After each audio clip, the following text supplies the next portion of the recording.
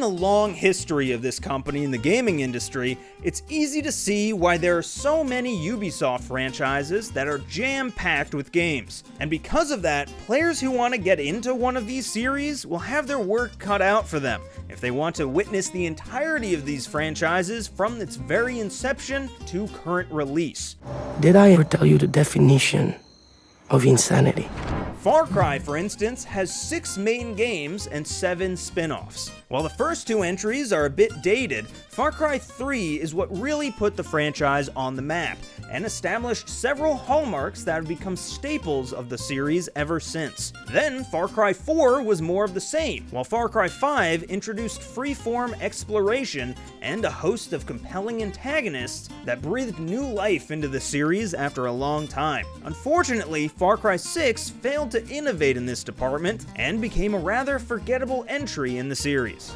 Tom Clancy's name has been slapped onto several IPs with varying levels of success, but there's no denying that Rainbow Six has been a massive success across the board with 15 games under its belt. The most popular modern game in the series, Rainbow Six Siege, continues to be one of the best tactical shooters that players can get their hands on, with numerous maps and a wealth of operators to choose from. It's a shame that the Prince of Persia series doesn't enjoy the mainstream AAA attention given to other Ubisoft titles. When they first got their hands on the IP, fans were treated to Sands of Time, one of the best written Ubisoft games to date, even if the combat could have benefited from some improvements. Thankfully, those improvements were added in Warrior Within and The Two Thrones, but the writing in these games took a major hit that they unfortunately haven't been able to recover from since.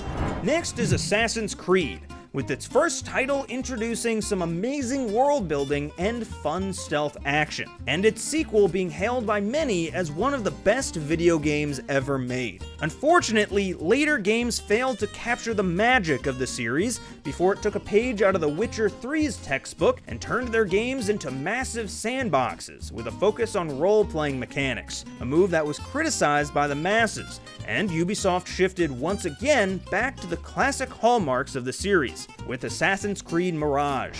And lastly is Ubisoft's Just Dance series, which has quietly become one of the company's most prolific, with a slew of annual releases, coupled with numerous spin-offs, turning this dancing game into a fun party experience that players can share with their friends. And that's about it for our list. Thank you so much for watching, and go to GameRant.com for even more like this.